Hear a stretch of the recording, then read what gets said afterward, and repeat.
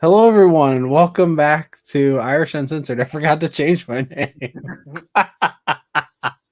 If you happen to see the Michigan State game, there's a guy with the back of the jersey, cock slam. Urban Dictionary has a great thing for what cock slam means. Look that up. But here we are. How you doing, Grant? Hanging in there, buddy. Ready for some Irish football as always. Tell me it doesn't feel like it's been a year since we played and since the Ohio State game. Dude, it feels like a year. It feels like it's been an eternity since the North Carolina game. It feels Yeah, like we're starting a new season. it really does. And there's so many reasons why, not just like the bye week, but the fact that we have kind of turned over a potentially new leaf. We have a Mhm. different quarterback. Like, just it feels like a new season. I don't like more than ever before. Right, I completely agree. Maybe it's because of the early bye week as well, Yeah, because it's kind of a super early. strangely early for Notre Dame. It's kind of nice to know that for every Saturday up until probably November-ish, we're going to be having some Notre Dame football to watch. Yeah, it's going to be amazing. All right, well, so let's jump into the BYU game. What do you think of this team, the BYU team? We already know about Notre Dame. We'll get into us, but what can we expect from BYU, and what can we expect from us against BYU? Well, I know their quarterback, Jaron Hall, is legit. Like, he probably will end up getting drafted somewhere. I mean, I'm not saying he's going to start or be some kind of star, but he might make it to the NFL, like, which says a lot. I mean, if you're making it to the NFL and getting drafted at all, Yeah, if you're getting drafted, you're good. you're regardless of the round, you're talented. So I he's know. got a 70% completion percentage, 1,400 yards, 12 touchdowns, and one interception. Yeah, I mean, he's a solid quarterback, and that might be underselling him. I mean, Hmm. he's not like from everything I've read and heard about him, he's not like fast. Like he's not like fast, but he's not slow. You know what I mean? Like he can run, Yeah, but he he's can't not a run. running quarterback, but if he's on the move, he can make Yes. something happen. Yes. He's a Yes. playmaker is the bottom line. Yes. So how like CJ Stroud would like roll out of the pocket and throw Yep. the ball downfield. Like not saying he's CJ Stroud, just saying that he can do things similarly Yep. to that. So I mean Just he's getting into their schedule a little bit. They've played at South Florida, whooped their ass. They scored 50 on them. They played against Baylor, who was ranked number 9 at the time, and they beat them by 6. Then they got beat by Oregon, who was ranked 25 at the time, by 21. They won against Wyoming and Utah State, both probably closer than they wanted, but still double-digit wins. right. I mean So they were getting it done. they got straight just thwacked against Oregon. Thwap is another good word that you can Urban Dictionary. Yeah, thwap is a great word. It's a great word. But they got thwapped against Oregon, and it was like, I mean, and that was Oregon coming off the absolute beat down that Georgia had given them like a week or two before that. So we obviously know there's a huge gap between them and Georgia, which is good for Notre Dame.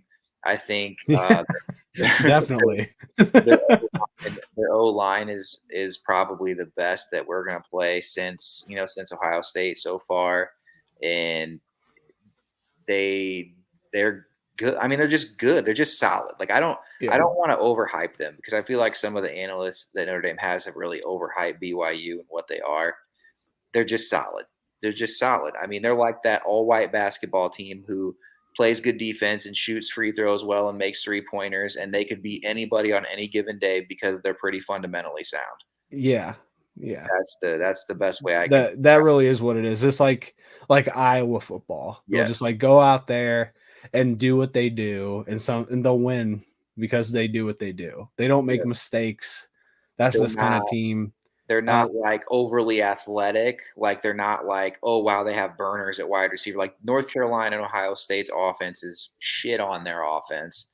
And which makes me feel good about our defense going into this because they've played a couple offenses that are more talented than this offense. Having said that, I mean this game is huge for a lot of reasons, and probably the biggest one is trying to see if North Carolina is just that shitty, or if exactly.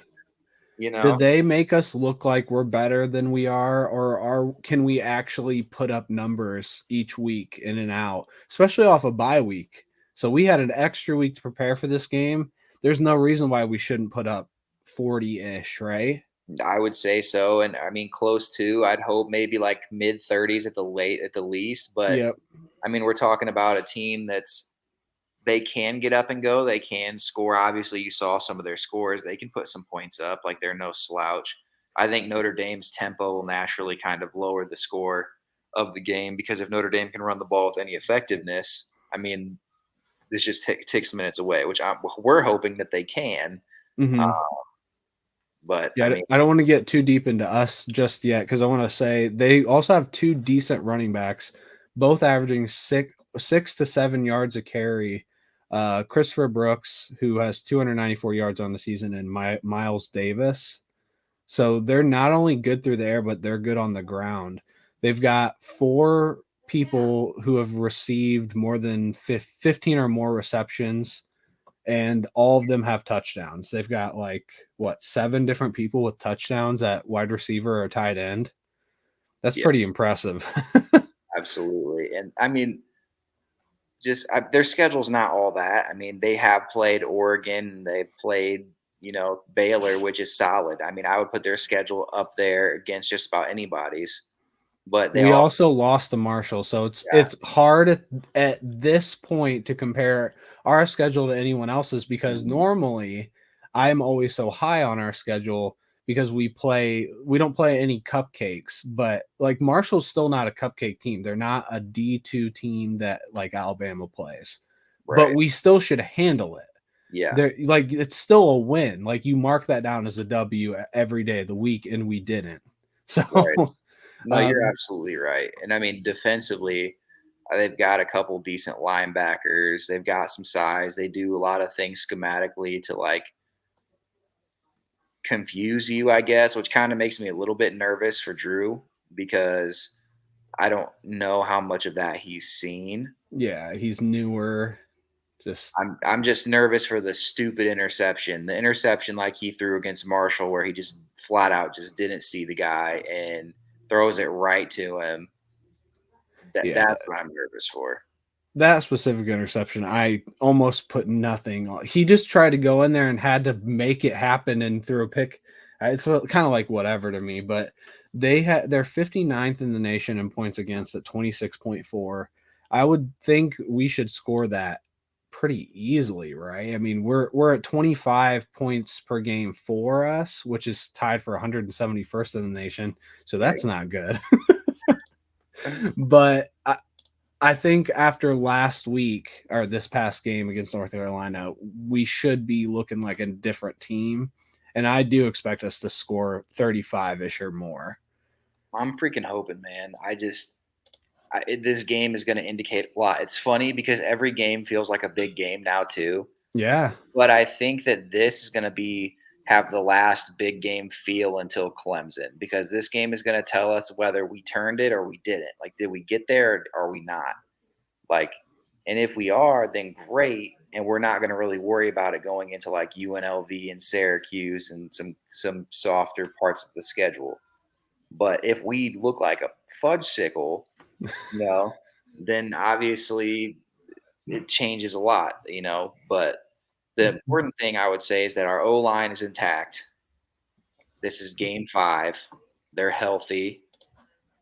All 3 of our running backs healthy. Yeah. Estime had kind of a breakout game. I feel like he's been on the verge of it every week, but now he's at almost 5 yards average per carry, a 30-yard long, and 4 touchdowns. Feel so good about Estime, not just this year, but every year from here on out. Yeah, I mean the dude's a tank. He It's is gonna good. be it's gonna be interesting to see how Notre Dame uses all the running backs again.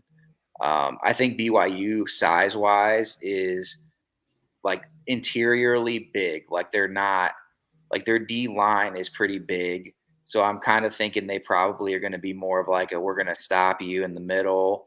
If you're going to beat us, you're going to have to be faster than us. So I mean, could that be big game city for Chris Tyree? I mean, because that's your speed guy. Mhm. So I don't know how effective Estime will be. Obviously, I think he's a freaking monster Toon Squad alien type of player. So he hopefully just that doesn't matter how big they are. But I mean, Tyree, if he can get around him, could have a huge day. Just comparing what I said earlier about their receiving touchdowns and just receiving players, we've got Mayer, Styles, and Tyree with 10 or more receptions. That's it. One of them is a running back, one of them is a tight end. And we only have Mayer, Styles, Tyree, and Diggs who have receiving touchdowns. So we have one wide receiver who has a receiving touchdown this year in 4 games. I mean, it's ridiculously pathetic. I mean, there's not another way to describe it. And the whole, I know if you follow any kind of podcast or Notre Dame stuff, one of the biggest things that's talked about is Tobias Merriweather, the true freshman, who's supposed to be Mm-hmm. an absolute monster, 6'4", has barely touched the field. And there's been like these kind of, I don't want to say excuses, but excuses as to why he's not gotten on the field or what's happening with why he's He not. doesn't have a reception. Yeah, and He well, and the bottom basically hasn't played. this is the bottom line that there's not a single thing that Matt Salerno does because I'm going to pick on Matt Salerno the whole fucking year. Okay. What about Jaden Thomas? He agreed. Same. I would say Salerno and Thomas have the same amount of receptions this year. And There's I not think a we've single gone deep to Thomas too many times. there's not a single thing that either of them do that Merriweather can't. And I'm not saying, oh, don't play Salerno or don't play them. I'm simply saying work them in. Yeah. Please, for the love of God. Like, Clearly, when people aren't doing anything to make their presence felt, you need to put someone else out there to give them a chance I mean, to make their presence felt. Even Lindsay, rotate Oh, Lindsay. well, you already know what it is with Lindsay. Breakout year, I forgot.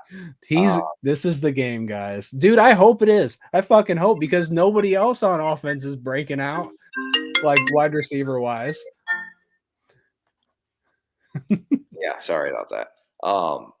That was Marcus Freeman giving us a call. He was giving us a call saying stop bashing Braden Lindsay and No, he was saying this is Lindsay's breakout year.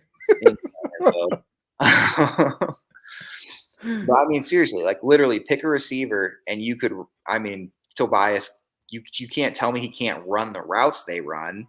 Are you saying that at 6'4" he can't block as well as Matt Salerno? Because I call bullshit on that. Yeah. Like, I mean, literally, if he freaking fell down and rolled in front of somebody, he probably could block as well as some of these guys. I mean, he's just a bigger body guy. That's what he does that. Like, it's frustrating, but I'm optimistic because if you remember last year, Lorenzo Styles barely played before the bye week. Mm-hmm. Post bye week, man, he just started to take off. Like they really started using him. So I'm optimistic. Yeah, I'm optimistic too. Just about everything. Like we learned a lot in the North Carolina game, and we got an extra week to sit on that. Yeah. So I expect good coaching to show up more than anything this game. When you have a bye week coming off a game like that, like we've learned what we're good at, we've learned what we're not, what we need to make adjustments on. Hopefully the wide receiver thing, like we just talked about, we can actually work in some of those players and make more plays than one fucking touchdown on the year. Mm-hmm. That's insane, man. Yep. I mean, like I get we go to Mayer a lot too, but Mayer only has 3. And that's solid. It's not like only 3. But he can't be the only target. No, not at Notre Dame. We have too many athletes. No, and I know that everybody's excited about next year getting like the 3 or 4 freshmen that we're going to get in from this coming class in 23. Everybody's excited about them, or 22 or whatever. They're at the end of the day next year. There's going to be a lot less like seniority, so you're gonna have to play those guys. You can't bring in 3 or 4 freshman receivers and have them not play. Like, okay, let's just for the sake of it, we're gonna lose Lindsay for sure. Okay. In all likelihood, we're gonna lose Avery Davis. Hopefully not. Hopefully not. I would love to have Avery back, but I mean, I don't know how he's feeling about coming back again. I think he will, man. How could you not? I don't know. Maybe he just takes his shot at the NFL and tries to get better and in shape for that. But I'm speculating. So If we lose him, yeah. if we lose him, we lost him. Let Joe Wilkins, who hasn't even played yet, he's gone. There's three. I bet you that somebody transfers, whether that be Jaden Thomas, so maybe not Salerno, but somebody transfers out because it happens all the time. I mean, is it that far fetched to say that it could be Colsey, Styles, Merriweather, and three freshmen next? Like that could be or three or four freshmen. That could be Yeah, all of our all season. new, essentially a new core completely. Yes, completely. So you've got to have Merriweather war ready because he's going to have to be a dog. And if that's the case, he's basically going to be our number 1/2, Right. obviously behind Styles, and we'll probably lose Mayer as well, right? Yeah. I mean, he could come back, but I think he'd be an idiot. Yeah, he's got to leave. He's been too good. Like he would have got drafted his freshman year. Yeah.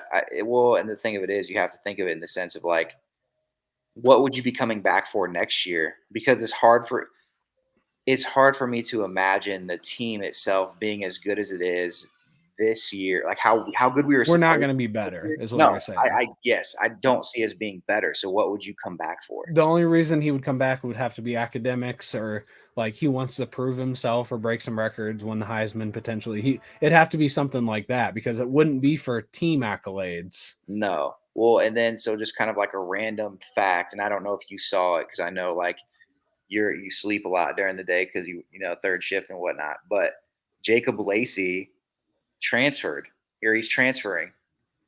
No, I So didn't see that. the guy who had 2 sacks in the North Carolina game was a North Carolina game. Maybe it was a Cal game. 2 sacks, either way, whatever game. He had 2 sacks and then barely played the next game. And he has decided to sit the rest of the year out. He is no longer with the team and he will transfer. Wow. Yeah. So, I mean, it's a big blow. I mean, in my opinion, that's a huge depth piece. I'm not saying that Notre Dame doesn't have talented guys behind him that can do it, but I mean, you're talking about a guy who's been playing for the last 2 or 3 years. Yeah, that's interesting. I had not heard that.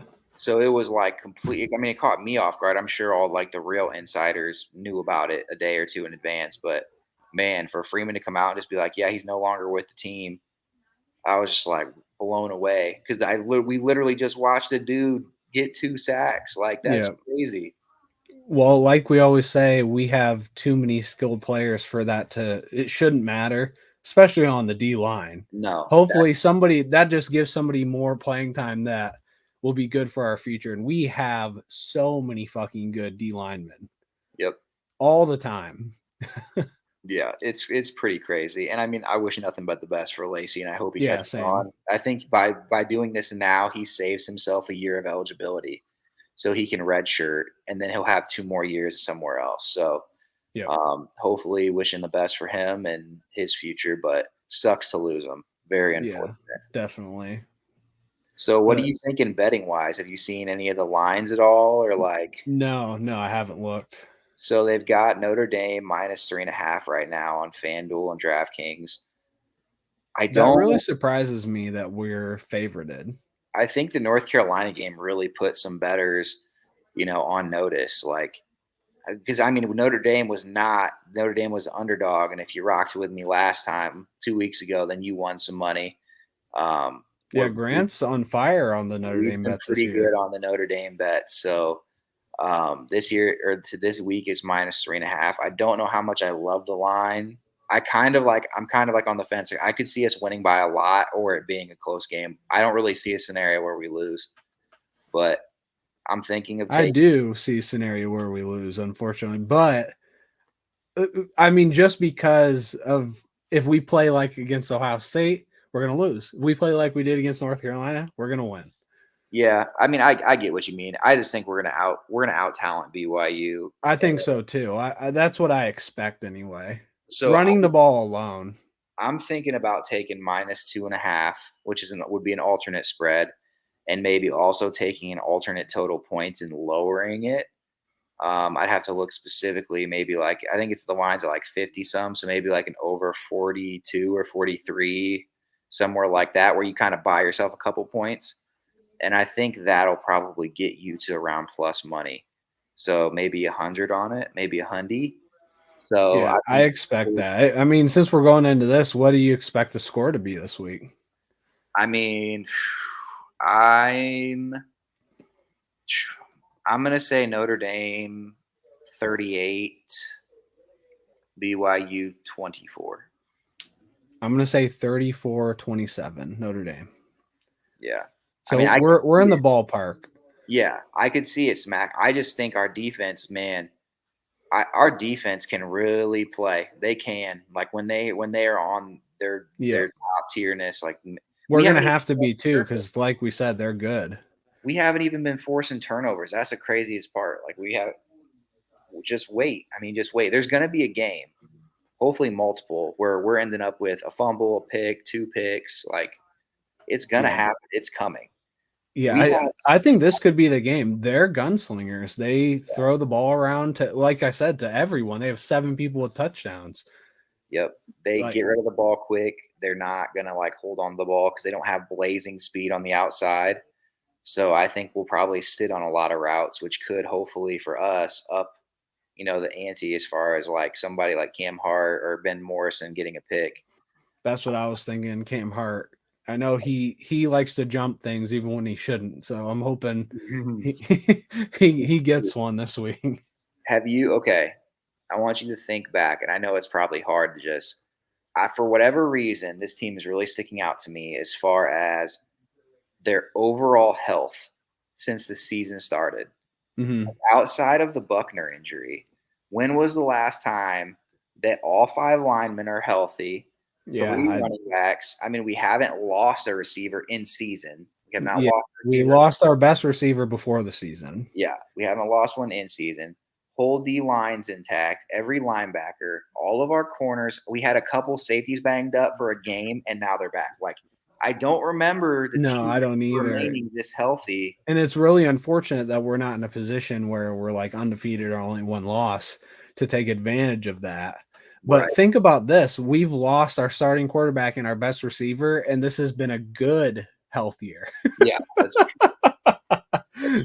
Because we really have had injuries just every year for Notre Dame. I know every team has, but we always struggle with it. And I don't feel like we're as deep talent wise as these big schools like Bama, OSU. That's where they separate. Like their 5th guy is better than most people's first guy. Well, think about last year, man. Let's just talk about the O line injuries last year.